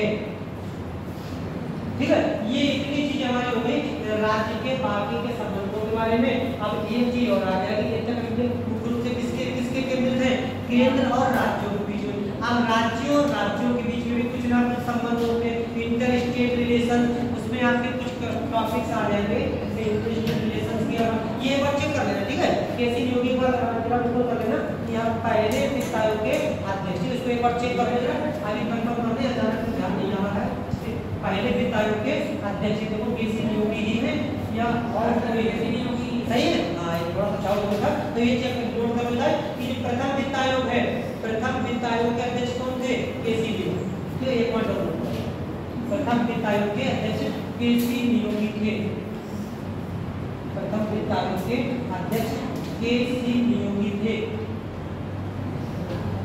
केसी नियोगी। इन्हीं की सिफारिश पर वो योजना आयोग वगैरह उसका गठन वगैरह इन्हीं की सिफारिश करेंगे ये चीजें। अब देखो हमारे बीच केंद्र के साथ साथ कुछ राज्यों के साथ भी आपस में संबंध कुछ रहते हैं, तो जो इंटर स्टेट रिलेशन होते हैं, इंटर स्टेट रिलेशन के लिए हमारे रिलेशन भी हो सकते हैं और विवाद भी हो सकते हैं, राज्य राज्य विवाद भी हो सकते हैं। तो अगले हमारे टॉपिक देखो कौन कौन से आ जाएंगे, अगला इंटर स्टेट काउंसिल, अंतरराज्यीय परिषद, आर्टिकल 263 इसको देख लो, इंटर स्टेट काउंसिल।